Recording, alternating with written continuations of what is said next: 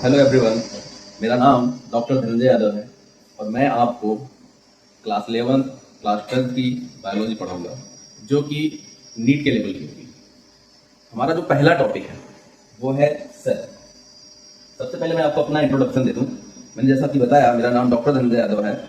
मैंने जूलॉजी में एमएससी और पीएचडी की हुई। इसके साथ ही साथ मैं टीचर हूँ, मैं पढ़ाता हूँ। ये मेरा पहला लेक्चर है बायोलॉजी का जिसमें हम लोग सेल को डिस्कस करेंगे और सेल का सिर्फ इंट्रोडक्शन देखेंगे। डे बाय डे हम लोग लेक्चर अपलोड करते जाएंगे। एक एक क्लास आगे बढ़ती जाएगी। धीरे धीरे करके हम लोग पूरा सिलेबस एक साल के अंदर, एक साल से पहले ही पूरा सिलेबस कवर करेंगे, जिसमें हम लोग पहले कुछ 11th के लेक्चर, फिर कुछ क्लास 12th के लेक्चर जो कि यूनिट वाइज होंगे। अभी हम लोग फंडामेंटल ऑफ लाइफ में सेल को पढ़ेंगे। ऐसे तो पहली यूनिट जो है जिसमें हम लोग डाइवर्सिटी ऑफ लाइफ में लिविंग वर्ड को जो है पढ़ते हैं, लेकिन मैं चाहता हूँ कि पहले आपकी एक अंडरस्टैंडिंग बने जीवों को समझने की, ऑर्गेनिज्म को समझने की। तो वो आती है कहाँ से? सेल से। मैं जब भी पढ़ाता हूँ सबसे पहले सेल पढ़ाता हूँ। तो आपको आज सबसे पहले जो हम पढ़ाएंगे वो पढ़ाएंगे सेल। ठीक है, तो शुरू करते हैं। हमारी जो पहली क्लास है जिसमें हम लोग क्या पढ़ेंगे? सेल के बारे में पढ़ेंगे, उसकी हिस्ट्री जानेंगे और उसका इंट्रोडक्शन जानेंगे।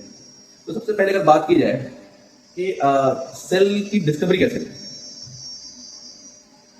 देखो, सेल तो पहले से थी क्योंकि ह्यूमन पहले से थे, सारे ऑर्गेनिज्म पहले से हैं, तो सेल तो थी, लेकिन इसकी डिस्कवरी नहीं हुई थी। डिस्कवरी क्यों नहीं हो पा रही थी? क्योंकि सेल बहुत छोटी थी और उन्हें खुली आंखों से देखना पॉसिबल नहीं था। तो एक साइंटिस्ट थे रॉबर्ट हुक, उन्होंने पहली बार सेल को देखा। लेकिन उन्होंने क्यों देखा पहली बार सेल को? क्योंकि उनके पास माइक्रोस्कोप आया। पहली बार उनके पास माइक्रोस्कोप आया तो उन्होंने चीजों को बड़ा करके देखने लगे। वो उसमें उन्होंने कॉर्क, बोतल की जो ढक्कन होती है लकड़ी की, उस कॉर्क को लिया, उसके फाइन स्लाइसेस बनाए, फिर उसको माइक्रोस्कोप में देखा। माइक्रोस्कोप में जब उन्होंने देखा तो उन्हें क्या देखा? उन्होंने देखा कि वहां पे कुछ हनीकॉम्ब लाइक स्ट्रक्चर दिखे इनको, ऐसे कुछ ऐसे वहां पे स्ट्रक्चर दिखाई दी।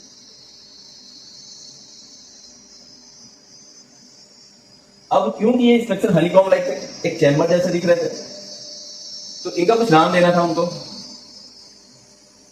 इन चैम्बर का, इन जो चैम्बर्स आपको दिख रहे हैं, इसको लैटिन में सेल बोल सकते हैं। उन्होंने इसका नाम क्या दिया?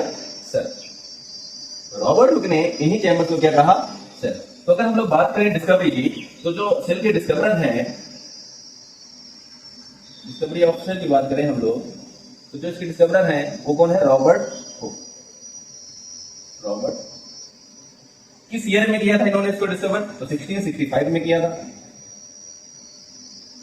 स्टूडेंट, आप यहां पे ध्यान रखेंगे, इन्होंने 1665 में किया है। और दूसरी जो बहुत इंपॉर्टेंट बात है जो आपको ध्यान में रखना है वो ये रखना है कि रॉबर्ट हुक ने जिस सेल की डिस्कवरी की थी वो लाइव सेल नहीं थी, वो डेड सेल थी। It was a dead cell.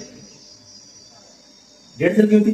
क्योंकि उन्होंने कॉर्क की सेल को लिया था और कॉर्क जो है वो ऑलरेडी जो है एक डेड पार्ट है प्लांट का, तो वहां की जो सेल होगी वो भी डेड होगी।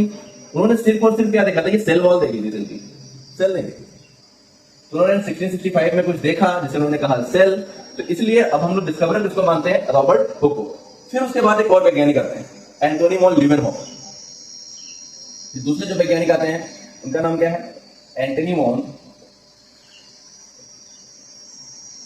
लीवेनहॉफ। ये जो वैज्ञानिक थे, इन्होंने फर्स्ट टाइम लिविंग सेल को देखा। इन्होंने देखा छोटे छोटे जीवों को, यूनिसेलुलर ऑर्गेनिज्म को। मतलब माइक्रोबायोलॉजी में जब हम पढ़ते हैं तो उसमें एंटोनी वॉन लीवेनहॉफ का बहुत बड़ा योगदान है। उन्होंने बहुत कुछ कंट्रीब्यूट किया है माइक्रोबायोलॉजी में, क्योंकि इन्होंने ही पहली बार ये फर्स्ट सेल्ड ऑर्गेनिज्म को देखा। इन्होंने 1674 में फर्स्ट लिविंग सेल देखी, फर्स्ट लिविंग सेल को देखा। तो अभी हम लोग क्या जान पाए? इतना जान पाए कि रॉबर्ट हुक थे जिन्होंने सेल को देखा। ठीक है, कब देखा? 1665 में देखा। और उन्होंने जो देखा था वो सेल कैसी थी? डेड सेल थी। It was a dead cell. जब बात आएगी कि सेल के डिस्कवरर कौन है तो वो रॉबर्ट हुक की बात आ जाएगी, लेकिन जब बात आएगी कि लिविंग सेल को पहली बार किसने देखा तो वो एंटोनी वॉन लीवेनहॉफ होंगे। अब और कुछ बातें हम लोग जान लेते हैं। देखो, सेल की डिस्कवरी तो हो ही रही है, डिस्कवरी हो गई। अभी यह है कि अब सेल के बारे में और बहुत सारी चीज जाननी थी कि सेल के अंदर क्या है, सेल कैसे काम करती है। और देखो अब ये कब चीजें हो रही है, 1665 1674, अब चीजें आगे जाएंगी और साइंटिस्ट आएंगे इसमें काम करेंगे, ठीक है। अब जब भी कोई साइंटिस्ट काम करता है तो अपने वर्क को कहीं पब्लिश करता है, कोई बुक लिखता है। ऐसे ही रॉबर्ट हुक ने भी किया। इन्होंने इस काम को एक बुक में लिखा, उस बुक का नाम था माइक्रोग्राफिया। माइक्रोग्राफिया माइक्रोग्राफिया बुक में इन्होंने अपनी सारी बातें बताई। इन्होंने जो जो चीजें अपने देखी थी, जो जो चीजें ऑब्जर्व की थी, सब कुछ उन्होंने कहा बताया माइक्रोग्राफिया। तो अब हम लोग आगे बढ़ते हैं और थोड़ा सा सेल के बारे में और जानने की कोशिश करते हैं।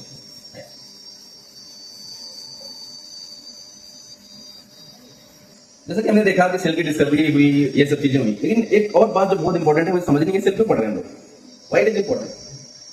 क्योंकि सेल सभी ऑर्गेनिज्म, जितने भी लिविंग ऑर्गेनिज्म हैं, उन सब का स्ट्रक्चरल और फंक्शनल यूनिट है। इसका क्या मतलब है वो हम आगे जानेंगे, लेकिन अभी के लिए आप समझो कि जितने भी ऑर्गेनिज्म हैं वो सब के सब किससे बने हैं, सेल से बने। ऐसा कोई भी ऑर्गेनिज्म नहीं है जो कि सेल से ना बना हो।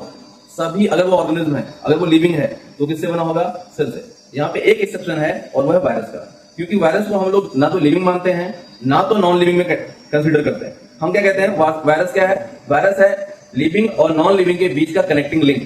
जब भी वो बाहर है तो वो नॉन लिविंग है, जब भी वो किसी होस्ट के अंदर है तो वो लिविंग है। फिर वायरस के बारे में हम लोग बाद में कभी डिस्कस करेंगे, लेकिन अभी इतना जान के रखो कि वायरस को लिविंग में हम लोग कंसीडर नहीं करते हैं, उसको नॉन लिविंग में भी ठीक से कंसीडर नहीं करते हैं, वो कुछ बीच की स्थिति में है अपनी। अभी हम इतना जानेंगे कि जो हमारे सेल है, ये सेल सभी ऑर्गेनिज्म में पाई जाती है। कोई भी ऐसा ऑर्गेनिज्म है जिसमें सेल ना, without a cell there is no organism. तो सब या तो एक सेल से बने या बहुत सारे सेल से बने। तो अब सेल के बारे में बहुत सारी चीजें साइंटिस्ट अपना पता लगाने लगे, बहुत कुछ किया उन लोगों ने, बहुत डिस्कवरी हुई। तो उसी के बाद में सेल की एक थियरी दी गई। क्या दी गई, एक थियरी बनाई गई सेल को लेकर के। मैं देखो सेल क्या है, कैसे बिहेव करती हैं, क्या है क्या नहीं है, उनके बारे में कुछ बातें बताई गई जो सभी सेल में थी। जैसे क्या, पहला बात, और इसको दिया किसने, एक बार आप जान लीजिए, इसको स्वान और स्लाइडेन दो वैज्ञानिक थे, स्वान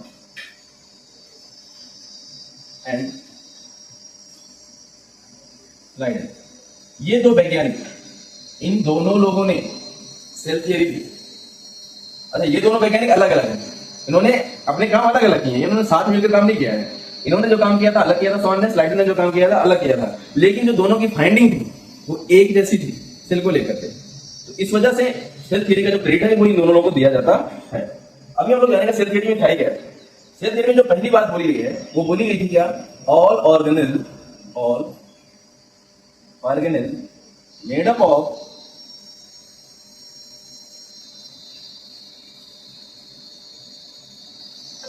सेल और सेल्स।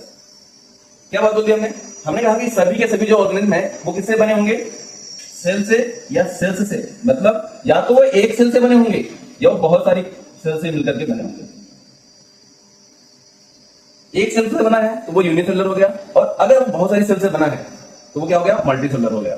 अभी हम सेल का जो ऑर्गेनाइजेशन है ऑर्गेनिज्म का, वो हम लोग देखेंगे, जिसमें हम लोग जानेंगे कि जो ऑर्गेनिज्म होता है वो सेल का हो सकता है, फिर बहुत सारे सेल मिलकर के मल्टीसेलुलर ऑर्गेनिज्म को बना सकती हैं। फिर ये जो मल्टीसेलुलर ऑर्गेनिज्म है इनमें टिश्यू डेवलप हो सकता है, फिर इस टिश्यू से ऑर्गन डेवलप हो सकता है, फिर ऑर्गन से ऑर्गन सिस्टम हो सकता है। ये लेवल है, हम लोग आगे पढ़ेंगे। अभी के लिए बस आप इतना जानो कि जो भी ऑर्गेनिज्म होगा वो सेल से बना होगा या सेल्स से बना होगा। एक सेल या बहुत सारी सेल से मिलकर बना होगा। जो भी एक सेल से बना होगा वो यूनिसेलुलर, जो बहुत सारी सेल से बना होगा वो मल्टीसेलुलर। ठीक, यहां से एक बात निकल के आएगी, हम लोग जब सेल की डेफिनेशन पढ़ेंगे तो यहीं से कुछ चीजें निकालेंगे। जो सेल की डेफिनेशन बनाई गई है वो यहीं से बनाई गई है, सेल थियरी से बनाई गई है। आइए दूसरी चीजें देखते हैं। दूसरी बात जो बोली गई है सेल थियरी में वो क्या बोला गया है, दूसरी बात बोला गया है all the vital function of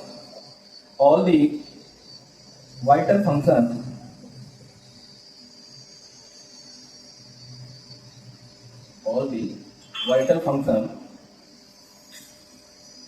of an organism occurs in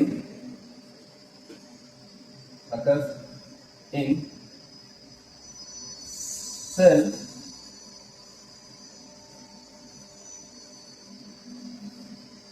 occurs in or by this cell. इसका मतलब क्या लिख दिया हमने, देखो समझो इसको, बहुत नॉर्मल सा है, आप आसानी से समझ जाएंगे। ऑल दी वाइटल फंक्शन, सभी जो वाइटल फंक्शन है, वाइटल फंक्शन मतलब जैसे रिस्पिरेशन, डाइजेशन, एक्सक्रीशन, एनीथिंग, जितने भी ये वाइटल फंक्शन है, ये सब के सब, मतलब सभी ऑर्गेन के ये जो वाइटल फंक्शन है, ये सब के सब कहां होंगे, या तो सेल में होंगे या बाय द सेल किए जाएंगे, या तो इन दी सेल होंगे या ये बाय द सेल किए जाएंगे। ठीक है, मतलब समझो, फॉर एग्जांपल के लिए, उदाहरण के लिए हम लोग समझते हैं जो डाइजेशन है, आइए इसको समझ लेते हैं। ठीक है, जैसे डाइजेशन है, इसको समझो, इसको आप इन द सेल और बाय द सेल दोनों तरह से देख सकते हो। जैसे जैसे अगर हम लोग अमीबा की बात करें, तो अमीबा में जो डाइजेशन है वो इन द सेल हो रहा है। वो कहां पे हो रहा है, इन दी सेल। फूड आता है, अमीबा लेता है, उसके आसपास में कुछ दिखता है, उसको वो कैप्चर करता है और वो अपने अंदर ले लेता है। ठीक है, ये फूड यहाँ आ जाता है, बाद में इसी फूड को वो कहां ले जाता है, सेल के अंदर, एक फूड वेबुल में, और यहाँ डाइजेस्ट करता है। मतलब समझो इसका डाइजेशन कहां हो रहा है, सेल के अंदर। तो फूड डाइजेशन इस केस में कहां है, इनसाइड सेल है, तो इन द सेल बोल सकते हैं। अब हम लोग अगर यही डाइजेशन ह्यूमन के केस में देखें, या यही डाइजेशन अगर हम लोग कुछ फंगस के केस में देखें तो अलग है। जैसे ह्यूमन के केस में हम देखें, तो यहाँ पे क्या है हमारे पास, एलिमेंट्री कैनाल है। क्या है हमारे पास, एक एलिमेंट्री कैनाल है। ठीक है, इस एलिमेंट्री कैनाल में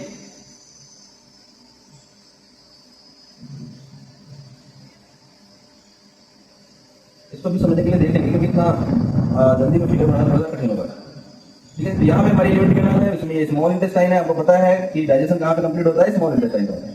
तो आप समझो इसमें कैसे हो रहा है, हमारा जो फूड है हम इंटेक करते हैं वो ज्यादा तो बॉडी के अंदर है, लेकिन उसको डाइजेस्ट कौन करता है, यहाँ से, इन जहाँ पे जो सेल्स होती हैं, इन सेल्स से निकलने वाला एंजाइम, इन सेल से निकलेगा एंजाइम, बाहर आएगा और ये एंजाइम बाहर आके डाइजेस्ट करता है। तो ये है तो एक्स्ट्रा सेलुलर डाइजेशन। और इसलिए बहुत लोग कंफ्यूज होते हैं, ऐसा लगता है कि ह्यूमन में जो डाइजेशन है वो इंट्रासेलुलर है। इंट्रासेलुलर नहीं है, इंट्रासेलुलर का मतलब सेल के अंदर। जब तक सेल के अंदर नहीं होगा वो इंट्रासेलुलर नहीं कहलाएगा, वो चाहे बॉडी के अंदर ही क्यों ना हो। जैसे कि यहाँ पे देखो ये ल्यूमेन में हो रहा है, कैविटी में हो रहा है, तो ये इंट्रासेलुलर डाइजेशन नहीं है, ये एक्स्ट्रा सेलुलर डाइजेशन है, जो कि बाय द सेल किया जा रहा है। मतलब यहाँ की जो सेल है वो एंजाइम निकाल रही है और उस फूड को डाइजेस्ट कर रही है। तो दो तरह से डाइजेशन हो सकता है। अब आप यहीं पे एक ही फंक्शन को देख लीजिए, ये एक फंक्शन है जो कि बाय द सेल हो रहा है, सॉरी इन द सेल हो रहा है, और दूसरा बाय द सेल हो रहा है, मतलब सेल के द्वारा किया जा रहा है और सेल के अंदर हो रहा है। तो ये है डाइजेशन। ठीक, और ये भी एक प्रकार का वाइटल फंक्शन है किसी ऑर्गेनिज्म का, जो कि इन द सेल या बाय द सेल हो सकता है। ऐसे बहुत सारे फंक्शन हैं जो कि या तो इन द सेल होंगे या तो बाय द सेल होंगे। तो आप दो बातें यहाँ निकल के आई हैं सेल थियरी से। एक ही निकल के आई कि जो सभी ऑर्गेनिज्म है वो किससे बने होंगे, सेल से बने होंगे या सेल से बने होंगे। दूसरा जो निकल के आया है वो क्या निकल के आया है, सभी जो वाइटल फंक्शन होंगे वो इन द सेल या बाय द सेल होंगे। ठीक, अब ये सेल थियरी, इन दोनों में जो सेल थियरी थी वो इतनी थी। इसी सेल थियरी में एक और साइंटिस्ट आते हैं, उन्होंने कुछ कंट्रीब्यूट किया, उनका नाम था रुडोल्फ विर्चो। बात ये चल रही थी ना कि जो सेल है वो आई कहां से। भाई कोई भी चीज है, ये जनरल बात है, हमारे दिमाग में ये क्यूरियोसिटी होती है कि भाई कोई भी चीज आई कहां से। तो सेल के बारे में भी ये सोचने लगे लोग, बहुत सारे साइंटिस्ट, सेल कैसे आई होगी, पहली सेल कैसे बनी होगी, या सेल आती कहां से है, जो ये सेल है एक सेल से दूसरी सेल बन कैसे जाती है। तो ये इन्होंने इसका जवाब दिया, हालांकि वो एकदम कंप्लीट आंसर नहीं था, लेकिन फिर भी इन्होंने इसका जो आंसर दिया है, उन्होंने कहा ओमनिस सेलुला, ओमनिस सेलुला ई सेलुली,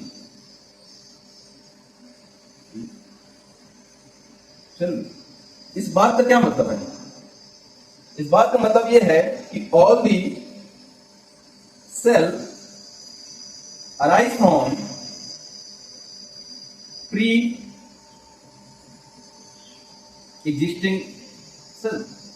मतलब सभी जो सेल है वो अपने से पहले वाली सेल से बनती है। आइए इसको समझ लेते हैं। मतलब यह कैसे कोई एक सेल है, सपोज यहाँ पे हम लोग देखेंगे, यहाँ पे नहीं, इसको मिटा देते हैं, इसको साफ कर लेते हैं, इस जगह पे देखेंगे। देखो यहाँ देखो, इसका मतलब देखो, जैसे एक सेल है, ठीक, यही जो सेल होगी वो डिवाइड करेगी, ये दो सेल में बढ़ जाएगी, आगे तक इसी सेल में डिवीजन होगा, यहीं बीच से डिवीजन होगा, ये सेल एक नई सेल बनाएगी इतना भाग, और ये इतना पार्ट एक नया सेल बनाएगा। तो ये दो सेल बन गई भाई।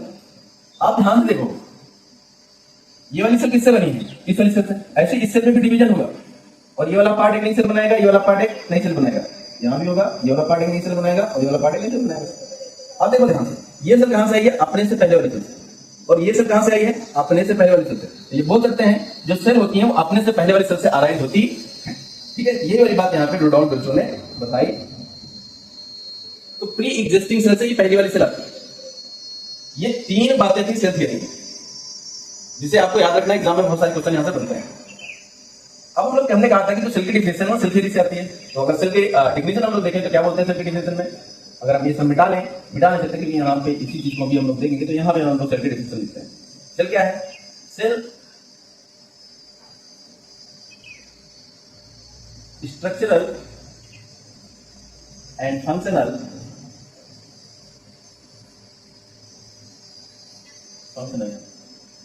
यूनिट ऑफ ऑर्गेनिज्म या लाइफ भी बोल सकते हैं, या हम लोग इसको ऐसे भी बोलते हैं फंडामेंटल यूनिट ऑफ लाइफ। ठीक, अब देखो यहाँ पे स्ट्रक्चरल यूनिट क्यों बोला जा रहा है या फंक्शनल यूनिट क्यों बोला जा रहा है? स्ट्रक्चरल इसलिए बोला जा रहा है कि क्योंकि यही सेल जो है, यही सेल सारे के सारे ऑर्गेनिज्म को के स्ट्रक्चर को बना रही है। जैसे हमने कहा जब कोई ऑर्गेनिज्म है वो सेल से बनेगा, इसका मतलब उसका जो स्ट्रक्चर है वो कहां से बनेगा? सेल से। तो इसका मतलब ये स्ट्रक्चरल यूनिट होगी। एग्जाम्पल के लिए उसको ऐसे भी समझ सकते हैं, ऐसे मान लो कि आपका जो घर है वो ईंट से बना है, तो उस घर का जो स्ट्रक्चरल यूनिट है वो क्या हो गया? ईंट। ऐसे ही हमारी जो बॉडी है वो सेल से बनी है, इसका मतलब इसकी स्ट्रक्चरल यूनिट क्या हो जाएगी? सेल।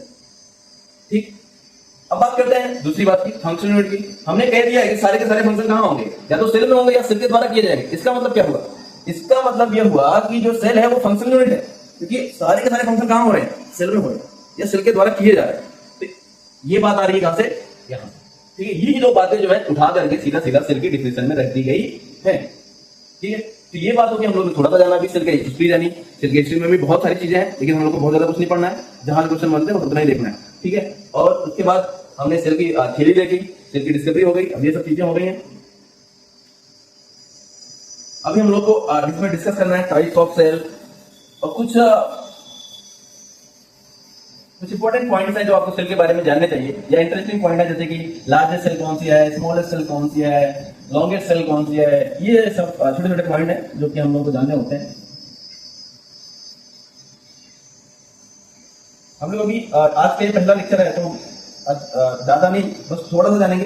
कल हम लोग इसको थोड़ा सा और डिटेल किसी सेल को करेंगे, जब हम सेल पढ़ना शुरू करेंगे तो हमारा एक क्लास थोड़ा सा लंबा होगा, 1 घंटे की क्लास होगी या 1.5 घंटे की क्लास होगी, जैसे भी हो पाएगा, जितना में एक टॉपिक हमारा कवर हो जाएगा उतना करेंगे।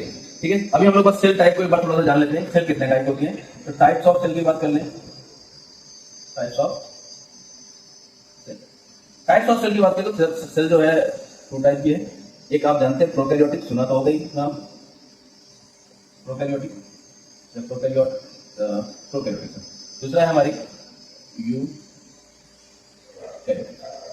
प्रोकैरियोटिक और यूकैरियोटिक सेल का क्या डिफरेंस है? ठीक है, इसको कई बार हम लोग पढ़ते हैं। उसको नॉर्मली लोग क्या बोलते हैं कि अगर हम छोटे सेल्स में देखें तो छोटे सेल्स में लोग बोल देते हैं कि यहाँ पे न्यूक्लियस एब्सेंट होता है, यहाँ पे न्यूक्लियस एब्सेंट है, यहाँ पे न्यूक्लियस प्रेजेंट है, यही बोल देता है नॉर्मल, लेकिन ऐसा है नहीं। ठीक है तो मतलब ऐसे देखा जाए तो आपको लगेगा न्यूक्लियस एब्सेंट है, लेकिन आप इसको समझिए ठीक से क्या बात है, ऐसा क्यों बोला जा रहा है। जो प्रोकैरियोटिक सेल है वो मान लो कि प्रोकैरियोटिक सेल है, यही मान लो कि यूकैरियोटिक सेल है। अब एक बात आपको दिमाग में होनी चाहिए, सेल को चलाता कौन है? सेल को पूरा जो कंट्रोल करता है वो डीएनए। कौन है? डीएनए। और ये डीएनए पाया जाता है सेल में, तो पाया जाएगा कहां पाया जाएगा? यूकैरियोटिक सेल में इसके लिए अलग से कंपार्टमेंट बनाया गया है। जैसे आप किसी कंपनी में जाते हैं तो उसमें, या किसी स्कूल या कहीं भी किसी ऑफिस में जाते हैं तो वहां पे सबके लिए अपना कंपार्टमेंट बना हुआ है। ठीक है, जैसे अगर कोई आप स्कूल में है तो प्रिंसिपल का कंपार्टमेंट अलग है, उनका एक चैम्बर है, अलग से चैम्बर दिया गया है, वो स्पेशल आदमी है। जो मेन आदमी होता है उसके लिए थोड़ी सी फैसिलिटीज ज्यादा होती है, ऐसे कह सकते हो। ठीक है, तो ऐसे यहाँ पे भी है। यहाँ पे देखेंगे हम लोग जो न्यूक्लियस है वो यूकैरियोटिक केस में है, और यही न्यूक्लियस के अंदर हमारा क्या है? डीएनए। हमारा डीएनए कहाँ पे है? इसी न्यूक्लियस के अंदर है, और यही पूरी सेल को कंट्रोल कर रहा है। तो आप देखेंगे कि न्यूक्लियस पूरी सेल को कंट्रोल करता है। जैसे आप अगर अपनी कंट्री की बात करें तो सेंट्रल गवर्नमेंट पूरी कंट्री को कंट्रोल करती है, तो ऐसे ही कुछ है यहाँ पे कौन? न्यूक्लियस, जो कि पूरी सेल को कंट्रोल करता है। ठीक है, और उसमें कंट्रोल करने वाला आदमी कौन है? वो कौन है? हमारा डीएनए। आप इसको ऐसे समझो, जैसे अपनी कंट्री है, अगर हम अपनी कंट्री की बात करें तो कंट्री को जो कंट्रोल कर रहा है वो सेंट्रल गवर्नमेंट है, और उस सेंट्रल गवर्नमेंट में आदमी कौन बैठा जो कंट्रोल कर रहा है? वो हमारा प्राइम मिनिस्टर है। ठीक है, ऐसे ही सेल का प्राइम मिनिस्टर कौन है? डीएनए है, और ये रह कहां रहा है? एक चैम्बर में, जिसे क्या बोल रहे हैं? न्यूक्लियस। लेकिन ये जो सेल है इसको मान लो कि थोड़ी सी गरीब सेल है, या पुअर कंट्री जैसे होती है ना, तो वहां के जो प्राइम मिनिस्टर होंगे उनको भी फैसिलिटी ज्यादा नहीं मिलेगी। तो आप कभी देखना किसी बहुत पुअर कंट्री के जो है कोई प्राइम मिनिस्टर होगा तो बेचारे उनकी हालत बहुत अच्छी नहीं होती। लेकिन आप देखो जैसे कि प्रोकैरियोटिक समझो वैसे कुछ है। देखो गरीबों जैसी है। इसके पास डीएनए तो है, लेकिन उस डीएनए को कंपार्टमेंट देने की इसकी औकात नहीं है, ऐसा कह सकते हो। इसके जो डीएनए होगा वैसे ही बाहर ही घूमता रहेगा ऐसे, ठीक है। अभी और भी बहुत सारे डिफरेंस है इसमें, हम लोग जो कि कल चर्चा करेंगे। कि आज इतना समझो, यहाँ का जो डीएनए है वो ऐसे बाहर घूम रहा है, और इसका जो डीएनए वो कंपार्टमेंट में वो मौज कर रहा है। एक उसको बहुत सारी फैसिलिटीज दी गई, भाई तुम यहाँ रखो, यहाँ रहो, डीएनए यहीं पढ़ो, तुम यहीं पढ़ो, तुम जो लोगों सारा काम यहाँ पे लगा करके देंगे, ठीक है। इसलिए जो डीएनए एक तरह काम भी कर रहा है, लेकिन इसके लिए कुछ अलग से व्यवस्था नहीं की गई। सब लोग कैसे हैं, सब यहीं पे रहेंगे, तुम भी यहीं रहोगे, ठीक है। तो यहाँ का जो डीएनए देखो, इसको कंपार्टमेंट नहीं दिखा, और उस कंपार्टमेंट को हम लोग क्या कहते हैं, न्यूक्लियर मेम्ब्रेन। ये जो कंपार्टमेंट आप देख रहे हो ना, एक मेम्ब्रेन है, और इसी मेम्ब्रेन को क्या कह रहे हैं, न्यूक्लियर मेम्ब्रेन। यहाँ एक बात थोड़ा सा ध्यान देने वाली बात है। क्या ध्यान देने वाली बात है, समझेंगे। देखो इस पूरे स्ट्रक्चर को तो न्यूक्लियस बोलेंगे, ये जो पूरा स्ट्रक्चर है इसे क्या बोलेंगे, न्यूक्लियस। और ये जो बाहर की इसकी मेम्ब्रेन है, इसे हम लोग क्या बोलेंगे, न्यूक्लियर मेम्ब्रेन। बस यही न्यूक्लियर मेम्ब्रेन तो यहाँ पे नहीं है। अगर होती तो यहाँ पे भी न्यूक्लियस माना जाता। तो अगर हम लोग अब टेक्निकल डिफरेंस देखें इसमें एकदम बड़े लेवल पे, तो हम लोग ये नहीं कह सकते कि न्यूक्लियस सबसेंट, हम ये कह सकते हैं।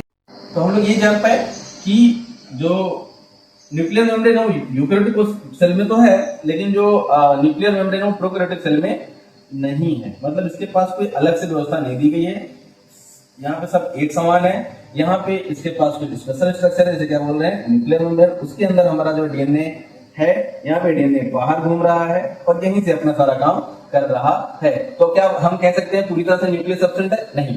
क्यों? क्योंकि न्यूक्लियस के अंदर की जो मोस्ट इंपोर्टेंट चीज है वो तो इसके पास है, लेकिन बस वो कंपार्टमेंट नहीं है भाई, ठीक है। जैसे कोई स्कूल हो, उस स्कूल में प्रिंसिपल तो हो, लेकिन उसके लिए कोई ऑफिस ना हो, ठीक है। उस जैसे कोई कंट्री है, उस कंट्री में प्राइम मिनिस्टर तो हो, लेकिन उसके लिए कोई ऑफिस नहीं है, कोई चैम्बर नहीं है उसके पास, ठीक है।